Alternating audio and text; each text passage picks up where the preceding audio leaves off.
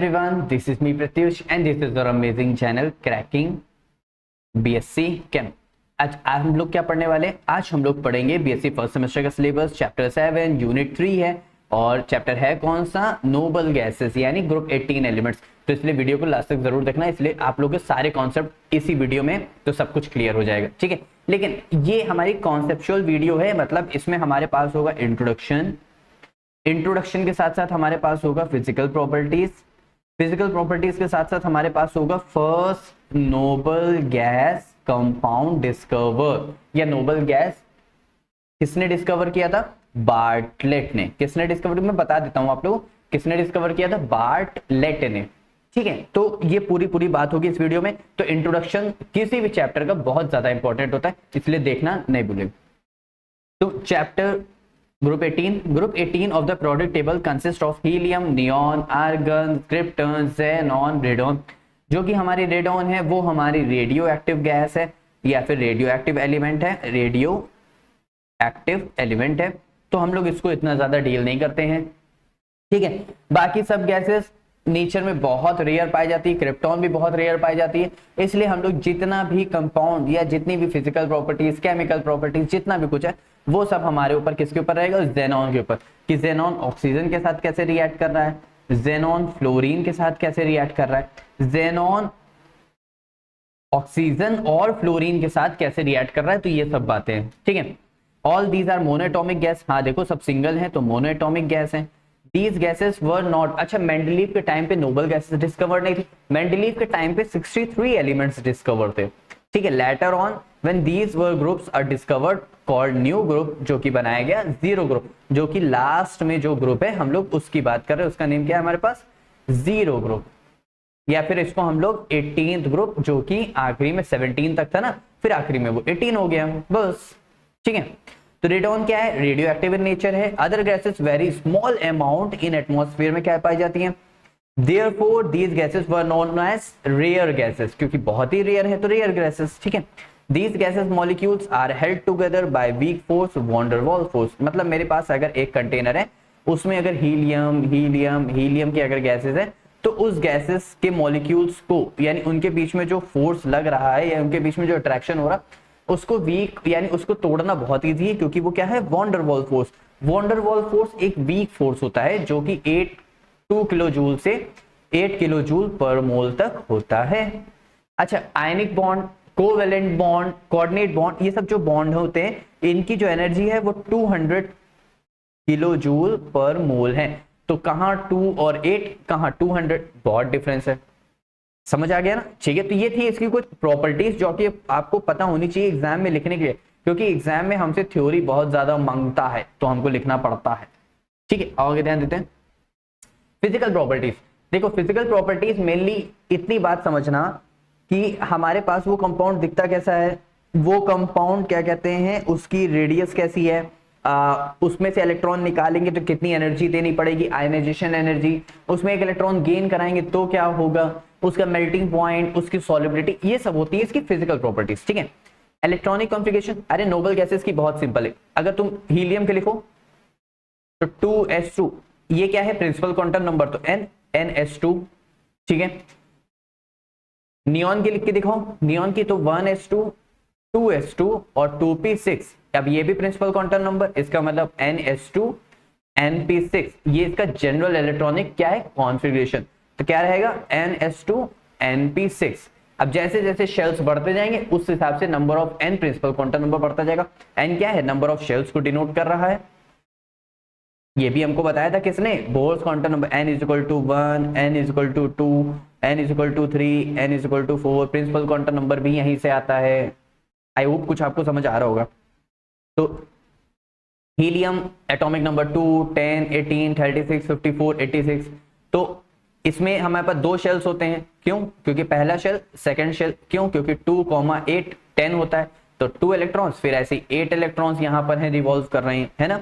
तो second shell है तो इसलिए 2s2 2p6, third shell 3s2 3p6, fourth 4s2 4p6, 5s2 6s2 6p6। अब इनके एटॉमिक नंबर कैसे याद रखेंगे? तो एक मंत्र याद रखो, 2 8 8 18 18 32, ठीक है। अब देखो 2 हो चुका है, 2 हो गया, 2 में 8 जोड़ो 10, 2 में 8 जो 10 में 8 जोड़ो 18, 18 में 18 जोड़ो बोलो 36 जोड़ो तो हो जाए 18 में 18 जोड़ो तो 36, 36 में 18 जोड़ो तो 54, 54 में 32 जोड़ोगे तो 86 आ जाएगा। समझे? तो इनके एटॉमिक नंबर्स याद करने पड़े नहीं, बस खाली क्या याद रखेंगे 2 8 8 18 18 32 बस। ठीक है, आगे ध्यान देते हैं। अब एटॉमिक साइज भाई ऊपर से नीचे आते हैं साइज बढ़ता है, सभी को पता है, क्योंकि नंबर ऑफ शेल्स क्या हो रहे हैं, दूर होते जा रहे हैं। तो देखो शेल्स दूर हो गए, हीलियम का साइज पहले इतना था, अब ये हमारे पास रेडॉन का साइज हो गया, साइज बढ़ रहा है, नंबर ऑफ शेल्स बढ़ रहे हैं। तो इसी वजह से the distance between the centre of the nucleus of an atom and its outermost shell. Atomic size depend on down the group बात करेंगे तो number of atoms increases, number of shells increases, या size of atoms increases from top to bottom. ठीक है, left to right decrease होता है, ये तो एटॉमिक साइज की क्या है हमारे पास प्रॉपर्टी है। करंट की बात करेंगे तो देखो रेडॉन का साइज सबसे ज्यादा हो गया, हीलियम का साइज सबसे कम हो गया। अब बात करते हैं आयनाइजेशन एनर्जी की। अब एक बात बताओ, आयनाइजेशन एनर्जी का मतलब है कि कोई भी एलिमेंट जैसे सोडियम है, सोडियम को मैंने क्या कहते हैं 10 किलो जूल, सिर्फ सपोज करते हैं 10 किलो जूल मैंने एनर्जी दिया और उसने एक इलेक्ट्रॉन दे दी, जरा सी एनर्जी थी, सिर्फ 10 किलो जूल दिया। लेकिन जो नोबल गैसेस है भाई, सोडियम को तो किसकी तरह बनना है, नियॉन की तरह बन के स्टेबल होना है, क्योंकि नियॉन गैसेस, जो नियॉन है, जो नोबल गैसेस तो नोबल है, नोबल एकदम स्टेबल गैसेस हैं। तो इसीलिए अब बची हमारे पास सोडियम को उसकी तरह बनना है, तो उसने एक इलेक्ट्रॉन लूज कर दिया। अब नोबल गैसेस तो स्टेबल है, वो क्यों इलेक्ट्रॉन लूज या गेन करेगा, इसीलिए नोबल गैस जैसे जेनॉन का, उसके आउटर मोस्ट शेल में से एनर्जी निकालने के लिए हमें लगभग 1170 किलो जूल एनर्जी देनी पड़ती, उसकी आयनाइजेशन एनर्जी। तो कितनी ज्यादा है 1170, तो बहुत ही ज्यादा है। इसीलिए जो आयनाइजेशन एनर्जी है वो सिर्फ ये है कि एनर्जी वो एब्जॉर्ब करेगा, एक इलेक्ट्रॉन को लूज करेगा, कहां से, उसके आइसोलेटेड गैसियस आइटम में से। तो energy required to remove an electron from a neutral gaseous isolated atom and converts into positively charged gaseous ion. Electron lose करेगा तो चार्ज कौन सा आएगा, positive, is called ionization energy. Ionization energy atomic size के inversely proportional है। इसका मतलब atomic size ऊपर से नीचे आते हुए बढ़ता है तो आयनाइजेशन एनर्जी क्या हो जाएगी, कम हो जाएगी। तो हीलियम की आयनाइजेशन एनर्जी सबसे ज्यादा हो जाएगी, जैसे कि यहाँ पे आप लोग देख सकते हैं। ठीक है, explanation, the very high ionization enthalpy of noble gases are due to their very stable closed shell electronic configuration, as it require a very large amount of energy to remove an electron from completely filled outermost shell। completely filled है भाई, 2p6 देखो ना, 1 2 1 2 3 4 5 6। अब एक बार बताओ, इनके बीच में van der Waals force है, बहुत ही लेस फोर्स है, यानी हमने जरा सी एनर्जी दी, बॉन्ड वीक हो गया, बॉन्ड टूट, अरे इलेक्ट्रॉन एक शेल में से निकालना है तो वो एनर्जी तुम मत लेना। हीलियम और हीलियम के बीच में अगर बॉन्ड बना है, उस बॉन्ड को तोड़ने के लिए जो एनर्जी है वो हम लोग यहाँ पे बात कर रहे हैं, वो वॉन्डर वॉल बॉन्ड बन रहा है, वो वॉन्डर वॉल फोर्स लग रहा है। इसी वजह से ये बहुत ही वीक फोर्स होता है और जरा सी एनर्जी देने पे टूट जाएगा, जरा सी एनर्जी देने पे टूट गया तो फ्री हो गया। तो melting and boiling point of noble gases are much lower as compared to other substance of molecular masses due to weak van der Waals force and due to absence of unpaired electrons can be broken by very small amount of heat। ठीक है, अब solubility in water, ये slightly यानी बहुत ही less soluble होते हैं water में, और जो हमारे पास हीलियम है वो तो सबसे ज्यादा कम soluble है। लेकिन जो हमारे पास solubility of noble gases in water है वो इंक्रीज होती है डाउन द ग्रुप, ठीक है, from helium to xenon due to dipole और इंड्यूस डायपोल इंटरैक्शन। कैसे भाई, वाटर में डिसॉल्व कर रहे हो तो वाटर एक पोलर कंपाउंड है, H प्लस OH माइनस, इसका मतलब प्लस चार्ज माइनस चार्ज, ये कौन सा है, वाटर का है। लेकिन अगर इसी की जगह हम बात करें किसकी, इसी की जगह अगर हम बात करें हीलियम की, तो हीलियम वाला जो है इधर प्लस वाला इधर माइनस, अब इधर माइनस चार्ज को देखते हुए इसमें इधर प्लस चार्ज जनरेट हो गया थोड़ा सा, तो इसका मतलब थोड़ा सा सामने वाले को देख करके उसने अपना रंग बदला।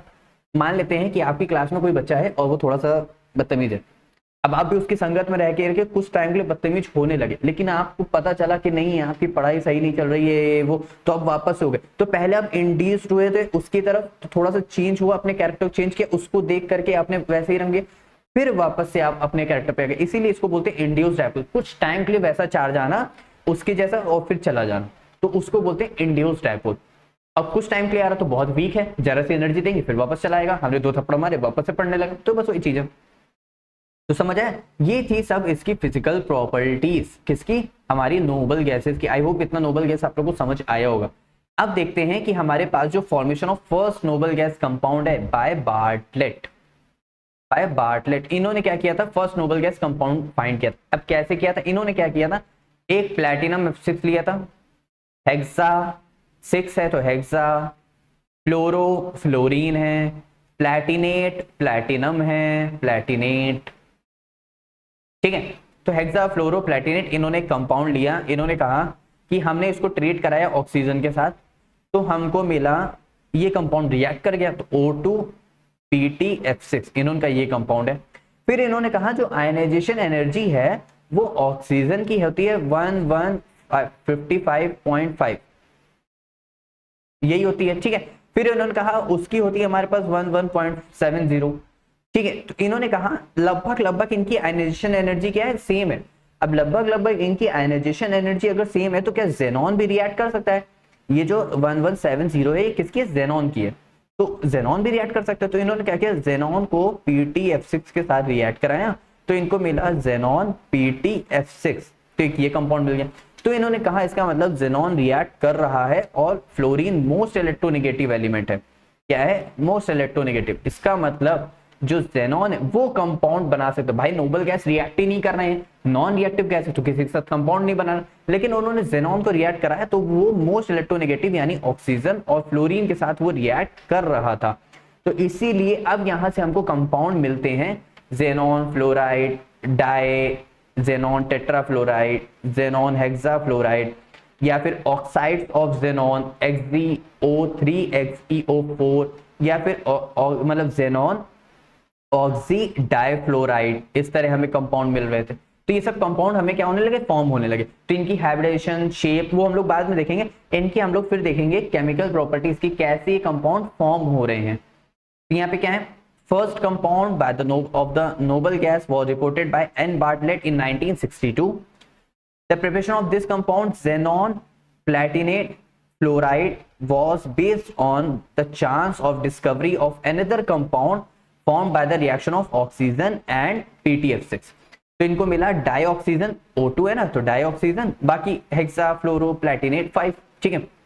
PtF6 is a very strong oxidizing material and could even remove an electron from molecular oxygen.